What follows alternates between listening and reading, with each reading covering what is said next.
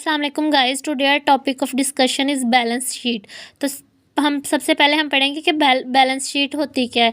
It shows the financial position और condition of an organisation at a particular period of in fact it is sometimes referred to as a position statement और statement of condition. तो ये कह रही है कि ये किसी भी ऑर्गेनाइजेशन की जो काम कर रही है उसकी कंडीशन को और उसकी पोजीशन को ये रिप्रेजेंट करती है बैलेंस शीट। बैलेंस कंडीशन और इसकी पोजीशन में क्या आ जाता है, इसमें हमारी लेन देन आ जाती है। ऑर्गेनाइजेशन कितना पोजीशन में हमारे पास ये आ जाता है कि ऑर्गेनाइजेशन की ओवरऑल पोजीशन क्या है, मतलब उसकी कितनी लायबिलिटीज़ हैं, कितनी उसने पेमेंट्स करनी है, कितनी उसकी रेसिपिट्स हैं। तो ये सारी चीज़ें बैलेंस शीट में शो की जाती हैं। It shows the economic resources properties possessions of an organisation. Economic resources के उसके पास ऑर्गेनाइजेशन के पास कितनी प्रॉपर्टी है, कितनी वो मलकियत में है उसके पास। और an organisation refer to as assets and the claims that creditors and owners have against the assets economic obligations of an organization are called liabilities। तो यहाँ पर वो ये कह रहा है कि जो रिसोर्सेज होते हैं ना, जो ऑर्गेनाइजेशन के रिसोर्सेज हैं, उसकी प्रॉपर्टीज़ हैं, उसकी पोजेशंस हैं, वो उसके एसेट्स कहलाते हैं। मतलब जो उसकी मलकियत में चीज़ें हैं वो उसकी क्या होंगी, एसेट्स होंगे। और वो यहाँ पे कह रहा है claims that creditors and owners have against the assets के अगेंस्ट जो क्रेडिटर्स के क्लेम्स होते हैं या ऑनर्स के होते हैं, जैसे कि economic obligations of an organisation, वो उसकी लायबिलिटीज़ होती हैं। जो वो कोई भी ऑर्गेनाइजेशन की लायबिलिटीज़ वो होती हैं जो उसने अदा करनी होती हैं, पे करनी होती है। And owner claims are refer to as owners equity. Owner की जो यहाँ पे हम कहेंगे जो इकोनॉमिक ऑब्लिगेशंस है, जो ऑर्गेनाइजेशन ने काम किया है उसके बदले में जो पेमेंट्स करनी है, तो वो हम कहेंगे कि लायबिलिटीज़ हैं। एंड ऑनर क्लेम जो है are refer to an owners equity. Owner के क्लेम हम लोग ऑनर इक्विटी कहेंगे और कैपिटल कहेंगे।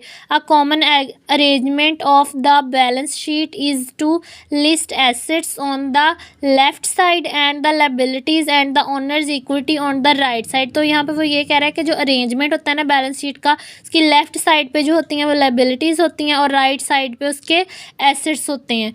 तो यहाँ पे हम करेंगे this balance arrangement with assets and liabilities side by side is sometime refer to as account from balance sheet. तो इसको जो ये हमारे पास एक स्ट्रक्चर बना हुआ है, ये जो अरेंजमेंट बना हुआ है, इसको हम कहेंगे बैलेंस शीट।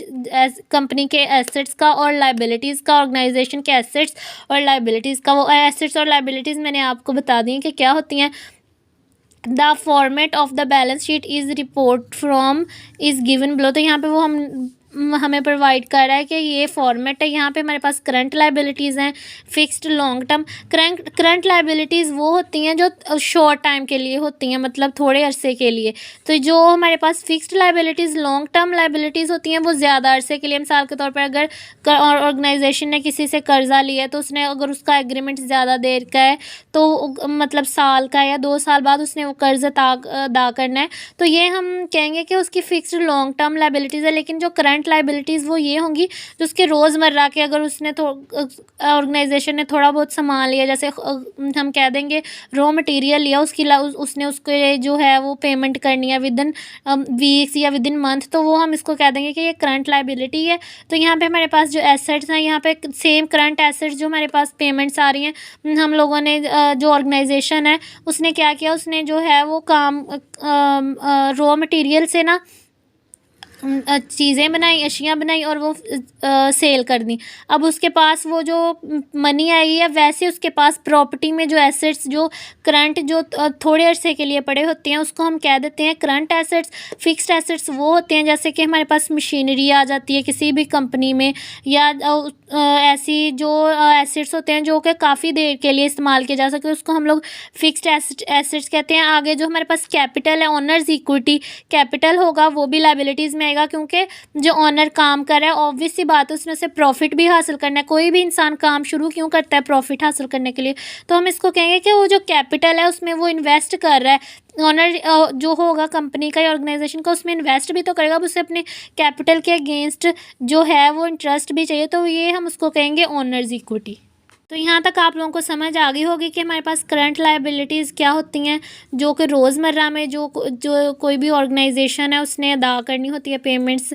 फिक्स्ड लायबिलिटीज़ ये होती हैं जो कि ज़्यादा टाइम के लिए होनी, और ऑनर्स इक्विटी जो ऑनर ने कैपिटल जो है बिजनेस में इन्वेस्ट किया या ऑर्गेनाइजेशन में इन्वेस्टमेंट की है, तो वो ऑनर्स इक्विटी वो कैपिटल ना वो बिजनेस ने है ना, बिजनेस ऑर्गेनाइजेशन के लिए वो लायबिलिटी है, उसने वो कैपिटल अदा करना है बिजनेस ने, या तो ऑनर की वो खुद भी कैपिटल, अगर तो स्मॉल बिजनेस है तो अक्सर औकात जो ऑनर्स है ना वो खुद अपने तौर पे उसमें कैपिटल इन्वेस्ट करते हैं, या बाज़ औकात बाहर दूसरे जो हम कह सकते हैं कि एक से ज़्यादा लोग मिलके इन्वेस्टमेंट कर लेते हैं, ज़्यादा लोगों की इन्वेस्टमेंट होती है, तो उसको हम ऑनर्स इक्विटी कहेंगे, जो कैपिटल इन्वेस्ट किया जा रहा है। और अगेंस्ट करंट एसेट जो हमारे पास प्रेजेंट में एसेट्स मौजूद होंगे, और फिक्स्ड एसेट जो ज़्यादा टाइम के लिए होते हैं।